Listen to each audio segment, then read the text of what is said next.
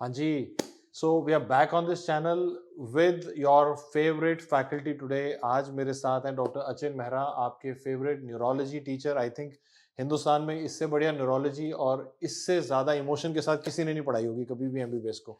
सो अचिन, कैसा कैसा चल रहा है? Sir thank you for addressing me as a neurologist. मैं अपने आप को वैसे न्यूरोलॉजिस्ट कम सूडो न्यूरोलॉजिस्ट ज़्यादा बोलता हूँ, क्योंकि एज ए क्लिनिशियन तो मैं मेडिसिन प्रैक्टिस करता हूँ, but as a teacher from very beginning जब मैंने डैम ज्वाइन किया था, इट वाज इन 2010, तब से मैं न्यूरोलॉजी ही पढ़ा रहा हूँ। तो मतलब मेरे डीएम से ज़्यादा नॉलेज तो नहीं कह सकता मैं, बट हाँ, टीचिंग आवर्स काफ़ी हो गए एक्सक्लूसिवली इनटू न्यूरोलॉजी। अच्छा अजय, मुझे ये बताओ कि जैसे आप अब इतने साल से न्यूरोलॉजी पढ़ा रहे हो और मेरे जैसे मैं स्टूडेंट से पूछता हूँ, वो कहते हैं कि सर एक एक गेट को करके भी बताते हैं और एक मतलब एज अ टीचर हम ना, जैसे हमारे पास क्या है, हमारे पास हमारी आवाज़ है, हमारी बॉडी लैंग्वेज है, हमारी मतलब इमोशन है, हमारा तरीका है बताने का, हम आप सब कुछ इस्तेमाल करते हो जो मुझे बच्चे बताते हैं। सर न्यूरोलॉजी मेडिसिन में से एक ऐसा सिस्टम है जो हाईली इंटरैक्टिव रहा है, क्योंकि अगर हम बैकग्राउंड में जाएं तो अगर मैं एक टॉपिक पढ़ा रहा हूँ, if I am teaching a topic, if I can relate it to a particular patient and show them what happened with the patient life, they will understand it better, because it's all visual memory. और neurology तो ऊपर है, उसके नीचे उसके दो basic pillars होते हैं, न्यूरो एनाटॉमी, न्यूरोफिजियोलॉजी, जो साथ साथ पैरेलल चलते हैं। End of course neuro radio आता है, फार्मा आता है, सब कुछ आता रहता है, but we have to start from the very scratch from the clinics. तो एक बार एक स्टूडेंट देख लेता है a particular gait, he will never forget it in life. क्योंकि मैंने खुद ने देखा यूट्यूब पे जो वीडियोस होते थे पेशेंट के, तो थोड़ा सा डिफरेंट होता है from the real bookish description. अगर मैं वो बुकिश डिस्क्रिप्शन को मिमिक कर सकता हूँ, आई think so the purpose is solved. थोड़ा सा इसको थोड़ा डिटेल में बताओ, जैसे पार्किंसंस है तो कैसे आप उसका गेट को समझाते हो? पाकिस्तान का हम करके बेसिकली, देखें? हाँ, बिल्कुल सर, करके मैंने देखें? अभी तो रिकॉर्डेड ही दिखा रहा हूँ क्लासरूम टीचिंग हाँ, में। पहले तो हाँ, मैं क्लासरूम में करके दिखाता था, और हाँ, एक हाँ। बच्चे ने तो पूरा रिकॉर्ड करके हुँ। अगले दिन यूट्यूब पे डाल दिया। और वो ब्रॉड बेस्ड ड्रंकन गेट होती है ना, वो हाँ, वीडियो हाँ, मेरे फैमिली हाँ। व्हाट्सएप ग्रुप में आ गया। और तो हाँ। हम पंजाबियों में कहा उन्होंने कि ये क्या तू सवेरे-सवेरे ही लगा लेता है कि मैं फिर समझाना पड़ा, ऐसा नहीं है। ये हाँ, सिर्फ़ टीचिंग पर्पज़ हाँ, के लिए था। हाँ, हाँ। तो पार्किंसन बहुत सिंपल है कि उसमें पेशेंट की body is very stiff and he is rigid all the time, and उसकी वजह से उसकी मूवमेंट स्लो डाउन हो जाती है, ब्रेडिकाइनेटिक।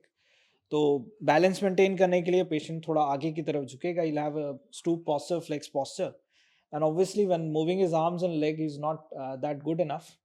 तो हमारी normal arm swing, leg swing ऐसी होती है, we are able to walk very very well, but the person's gait is really abnormal, his swing face is very weak। That's why with the pill rolling tremor or the cigarette rolling tremor that we know as resting tremor, वो धीरे धीरे ऐसे ऐसे चलता है with the baby steps, that we know as a festinating gait। Festin in the English dictionary translates to ready to run। तो भागने की तैयारी है, like we see a runner in the race on the starting line, तो he always has a stoop posture and start running with the shorter steps, and धीरे धीरे वो अपनी स्पीड बढ़ा देता है। मुझे ऐसा लगता है अचिन ना, जैसे मेरा ना टीचिंग मेरी ज़िंदगी का ना बहुत इम्पोर्टेंट हिस्सा है और मुझे ऐसा लगता है अगर एक टीचर ना जो भी उसके पास है वो सब इस्तेमाल कर रहा है क्लास में, तो वो एक्सीलेंट कैटेगरी का टीचर है। मुझे लगता है जैसे ना जब मैं आपको देखता हूँ पढ़ाते हुए, आप केवल बता नहीं रहे होते, आप करके दिखा रहे होते हो। मतलब it's like you go the extra mile. तो यस सर। बहुत ही खूबसूरत था और मुझे लगता है जो ऑडियंस आज भी देख रहे हैं, वो देखा उन्होंने आपने किस तरह नहीं, से ये डेमोंस्ट्रेट मैंने किया। बाकी अपने कॉलेज के टीचरों से, जहाँ मेरी ग्रेजुएशन हुई केली बेलगाम से, तो वहाँ से काफ़ी सीखा था। वो हमें हर ट्रेमर गेट करके दिखाते थे, and we were really blessed to have a good clinician teaching us everything. और जब मैं डैम्स में भी पढ़ रहा था एज अ स्टूडेंट, तो उस टाइम पे भी जो टीचर्स होते थे, स्पेशली न्यूरोलॉजी में, तो करके ही दिखा देते थे एक बारी, हुँ। So that you have an clear idea कि क्या है इस पेशेंट को। और अचिन, आपकी जर्नी जो रही है, एक आप डैम्स में स्टूडेंट भी रहे हुए हैं और अब तो डिकेड से ज़्यादा माशाल्लाह आपने पढ़ाया भी है। तो कैसी है ये ट्रांज़िशन और आज कैसा फ़ील होता है? मतलब सब पहली क्लास तो मुझे याद है अभी तक। मैं तब करोल बाग में हमारा सेंटर था पुराना, तो वहाँ मेरी क्लास शायद 10 बजे थी, मैं 9 बजे पहुँच गया, ताला लगा था। तो मेरा पहला ख्याल यही था शायद मेरे साथ मज़ाक हुआ है। हुँ। तो पीछे गुरुद्वारा था, आपको याद होगा। हाँ, हाँ, हाँ, हाँ। तो वहाँ मैं स्टूडेंट था तब भी जाता था, हाँ, फिर मैं हाँ, मत्था टेका हाँ, वहाँ पे, हाँ, बाहर हाँ। छोले-भटूरे की दुकान पे हुँ, छोले-भटूरे खाए, हुँ, हुँ, और फिर मैं 9:30 पौने 10 तक वापस आया। तो वहाँ एक जो हमारे ऑफ़िस बॉय होते हैं, तो उन्होंने पूछा, हाँ जी। मैं कहा मुझे क्लास लेनी है। हुँ। तो कहते कोई बात नहीं, पर्ची दिखाओ। मैं कहा पर्ची किस बात की? कहते रसीद दिखाओ, क्योंकि आप एनरोल्ड हो या नहीं मैं आपकी शक्ल देख के तो नहीं बता सकता, हुँ, क्योंकि आपको मैं पहली बार ही देख रहा हूँ। तो उसे 15 मिनट मुझे कन्विंस करने में लगे मैं टीचर हूँ। हुँ। क्योंकि उस टाइम पे मैं सीनियर रेज़िडेंसी कर रहा था डीडीयू में, तो I used to look very young. तो आज भी लगते हैं। हाँ, नहीं अब तो सर लगते हैं वो, 2 बच्चों को बाप तो लगते हैं। तो उस टाइम पे मैंने कन्विंस किया और मैं क्लासरूम के अंदर पहुँचा, वो क्रैश कोर्स था। एंड ऑलमोस्ट मेरी एज के लोग थे थोड़े बहुत, थोड़े ऑब्वियसली जूनियर ज़्यादा थे। तो उन लोगों ने स्टूडेंट काफ़ी भीड़ थी, तो 2 लड़कियाँ बैठी थी। तो साथ में मतलब जगह थी उनकी, तो एक इधर आके कहती आओ बैठ जाओ। मैं कहा 1 मिनट, मैं क्लास लेने आया हूँ, अटेंड करने नहीं आया। तो मुझे 10-15 मिनट क्लास में समझाना पड़ा कि हाँ, मैं दिखने में थोड़ा जूनियर हूँ बट पढ़ा सकता हूँ। बट हाँ, ओवर 10 इयर्स मैंने ये देखा कि transition phase I was able to capable to connect with the crowd, क्योंकि एक टीचर के लिए सबसे ज़रूरी चीज़ होती है कंटेंट को आप कैसे डिलीवर करोगे with a clarity and in a very friendly way, जो एक अच्छे टीचर की हमेशा क्वालिटी होनी चाहिए। अगर हम क्लास में आके बस लिखते जाएँ, पढ़ाते जाएँ, थोड़ा मज़ा नहीं आता। अगर थोड़ा-सा ह्यूमर आ जाए उसमें, थोड़ा लाइव इंटरैक्शन हो जाए, तो obviously the thing is done better. और ह्यूमर का टाइमिंग तो आपका लेजेंडरी है। मुझे लगता है अचिन आप मैं तो जब भी बच्चों से बात करता हूँ तो एक वो बताते हैं कि सर के साथ क्लास में पता ही नहीं चलता टाइम कैसे बीत गया। तो सर कुछ ह्यूमर का भी जॉनरे है यहाँ पे कि north India and south India, and I have studied from south, तो मेरे को साउथ का ह्यूमर भी पता है। I can deliver a humorous thing in English as well. Hindi में तो मैं कर ही लेता हूँ। एंड बाकी फिर ये रहता है कि थोड़ा टाइमिंग का देखना होता है कि एक पर्टिकुलर टॉपिक के साथ कैसे उसको कनेक्ट करें so that the student remembers it better. अच्छा, आप जैसे एक ना बहुत सारे स्टूडेंट्स का क्वेश्चन रहता है अभी जैसे इस बार तो नीट पीजी डिले हो गया, लेकिन जैसे ही नीट पीजी होगा उसके बाद जब वो काउंसलिंग में आते हैं, अभी तक तो पढ़ रहे थे बच्चे, फिर उनको आता है कि अब करना क्या है? तो मेडिसिन क्यों लें और क्यों ना लें? कोई प्रोस कॉन्स? सर प्रोज़ ही दिखते हैं उस वक़्त, क्योंकि पुरानी कहावत है जिससे प्यार करें उसी से शादी करें। और मेडिसिन से सब लोग प्यार करते हैं ड्यूरिंग प्रिपरेशन, तो लगता है कि मेडिसिन में पीजी करके आई हैरिसन वो भी गर्लफ्रेंड है जो मिली नहीं? हैरिसन नहीं पता सर, उन्हें पता ही नहीं अभी वो, उसकी टिंडर प्रोफाइल नहीं आई है। जब बम्बल प्रोफाइल ये सब आ जाएगी तो उन्हें पता लगेगा। अब तो खैर बच्चे चेंज हो गए हैं, कोई बात नहीं, हैरिसन पढ़े बिना भी आप पीजी एंट्रेंस क्लियर कर सकते हैं, ऐसा कुछ हार्ड एंड फास्ट नहीं है। बट ये रहता है कि मेडिसिन में हमारे पास थोड़ा-सा अपनी एक अहमियत रहती है। जैसे अरविंद सर हमारे बोलते हैं कि मेडिसिन वाला अन्नदाता होता है, कि we are working in a hospital so we deliver patients to other departments also, refer them. तो मेडिसिन में एक होता है you are centre of the hospital and you run the hospital very well. थोड़ा एक क्लिनिशियन वाली अच्छी feel आती है। मैं ऐसा नहीं कहता बाकी सिस्टम बाकी डिपार्टमेंट्स में इक्वल है, बट यहाँ थोड़ा सेटिस्फैक्शन रेट ज़्यादा रहता है। और आगे के अभी प्रोस्पेक्ट्स बहुत होते हैं, न्यूरोलॉजी या कहीं पे भी आप करना चाहें डीएम वगैरह कर सकते हैं। आजकल आसान भी है, ऐसा नहीं है मुश्किल। और डीएनबी मेडिसिन के पासिंग रेट्स आजकल कैसे हैं और एग्ज़ाम में क्या बदलाव है? सही बताऊँ सर, मैंने 2009 में पास किया था, 2009 was the year. I did my DNB from Holi family, Okhla, new Delhi. उस टाइम में रिज़ल्ट वाज़ वेरी पुअर। हम दिल्ली में 4 लड़के पास हुए थे 150 में से। हुँ, और जब हम कॉन्वोकेशन तक पहुँचे तो पता लगा पूरे इंडिया में इस वाले बैच में 35 या 40 बच्चे पास हुए हैं। ओके। तो it was somewhere in single digit at that time. अब तो खैर डबल डिजिट में है and passing rates have improved. बच्चे का डाउट रहता है डीएनबी जॉइन करने से पहले कि मैं पास होऊँगा, नहीं होऊँगा। मैंने कहा ये इसलिए रहता है क्योंकि you are going to face the person whom you have never worked with, who hmm, doesn't know you. हुँ, तो एक पुरानी कहावत है इसमें भी कि MD is rewarded, DNB is awarded. हुँ। तो आपने उस दिन क्या किया वो इम्पोर्टेंट है। आपने 3 साल क्या किया वो उनके लिए इम्पोर्टेंट नहीं है। पर उस दिन की प्रिपरेशन के लिए आपको 3 साल अपने लेवल पे मेहनत करनी पड़ेगी। ज़रूरी नहीं है कि डीएनबी एक मेडिकल कॉलेज में मिले। प्राइवेट हॉस्पिटल्स में ज़्यादा है ऑब्वियसली। वहाँ जो मैं ये नहीं कहता कंसल्टेंट को आता नहीं है, बट उसके पास थोड़ा टाइम कम होता है। बट आपको चीज़ें निकलवानी पड़ती हैं उनसे और अपनी सेल्फ लर्निंग से आप सीख जाते हैं। कोई मुश्किल काम नहीं। एग्ज़ाम डीएनबी का शायद ऑलमोस्ट उतने ही लेवल पे होता है जितना एक फाइनल ईयर एमबीबीएस के लेवल पे होता है।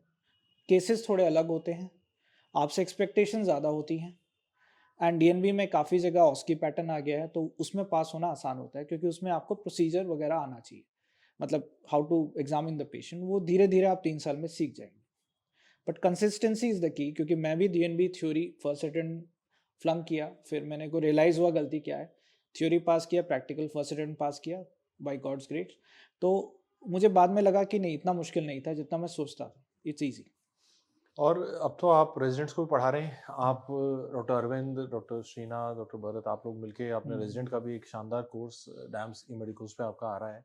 हुँ। तो रेज़िडेंट की टीचिंग में और उसमें कैसा आपको फ़र्क महसूस होता है जब रेज़िडेंट को पढ़ा रहे होते हैं और वर्सेस जब आप बिल्कुल पीजी सही बात एस्पिरेंट्स को पूछी सर पढ़ाते हैं? आपने। हमें हमें जब हमने शुरू किया था तो ये भी एक इंसिडेंट था कि हमें नहीं पता था कि पढ़ाना भी है ना। हमारे कोई मूड में नहीं था, बट जब हमारे स्टूडेंट्स ने डीएनबी और एमडी ज्वाइन करी तो उनका फीडबैक आया कि सर वहाँ पे हमें आपकी ज़्यादा ज़रूरत लग रही है।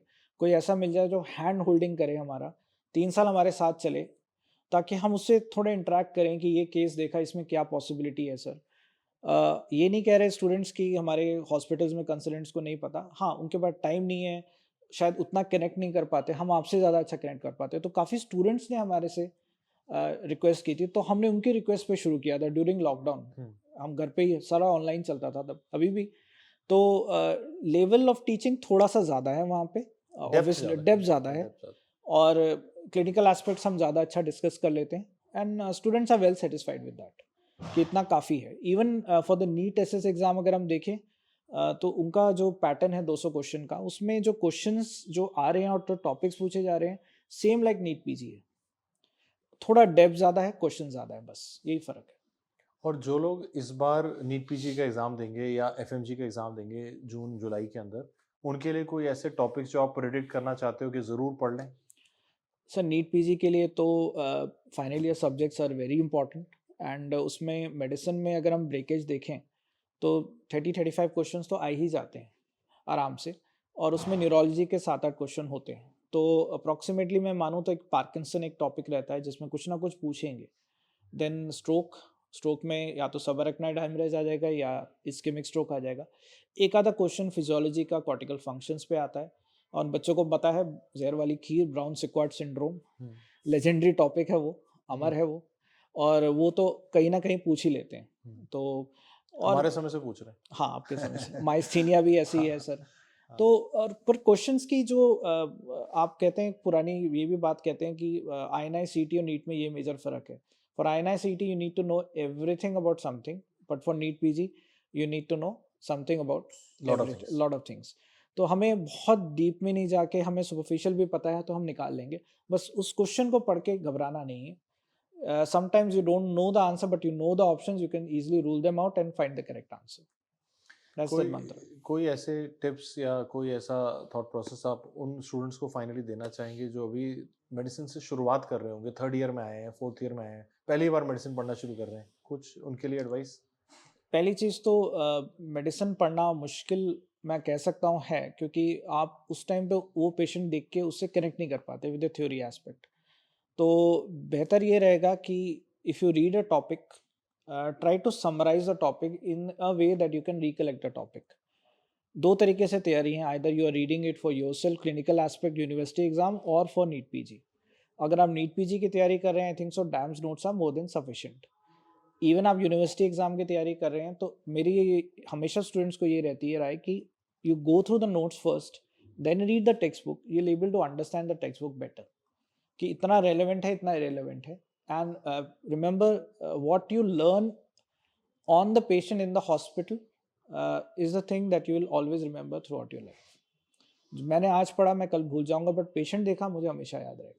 और ना बस आखिरी 2 सवाल हैं मेरे आपसे जो मुश्किल वाले मैंने एंड के लिए बचाए हैं। हम्म। एक ना आज एक वो बहुत ज़्यादा है स्टूडेंट्स के मन में कि हम मेडिसिन करेंगे, बहुत ही हेवी होगा, रेज़िडेंसी बहुत ही हेवी होगी, लोग हमें परेशान करेंगे। तो क्या ये मेडिसिन में उतना रेलेवेंट है कि सर्जिकल फ़ील्ड में ऐसा होता है या आपने फ़ेस किया ऐसा मतलब कुछ ऐसा सर एक्चुअली ऐसा होता है कि कैसे उसको कोप अप कैसे करें? आदमी को लगता है कि मैं रेजिडेंसी कर रहा हूँ, नहीं मैं शादी कर रहा हूँ। It's like for them a marriage where they have to live with that subject for the life long. और ये 3 साल कैसे निकालें? आप किसी जगह नए जाते हैं तो आपके अंदर बहुत थॉट प्रोसेस होता है कि मैं जाऊँगा, मुझे कोई सिखाएगा, कोई नहीं सिखाता। You behave like an intern for the first year because you have to learn the procedures and the file work also, which cannot be neglected, और बहुत काम होता है। पहले साल में बच्चे डर इसलिए जाते हैं क्योंकि पढ़ने का टाइम नहीं मिलता। मैं कहता हूँ पढ़ने का टाइम बाद में मिल जाएगा, it's a 3 year course, not 1 year course, और फर्स्ट ईयर में कौन लाइफ एग्ज़ाम लॉन्ग दे, भी है, मतलब लाइफ पढ़ना लॉन्ग भी है। एक प्रकार से हाँ, लाइफ लॉन्ग भी है, तो लाइफ लॉन्ग उससे थोड़ा प्रोसेस ईज़ हो जाता है, है। ईज़ हो जाता है। अ, हमें हाँ, ये बात है कि नई जगह जाते हैं, नई जगह पीजी करते हैं, तो कम्फर्ट ज़ोन में नहीं होते उतना।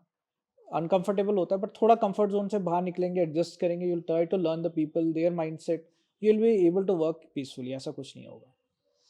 और Because साथ in में every department there are helpful people always there. You have to find that helpful guy.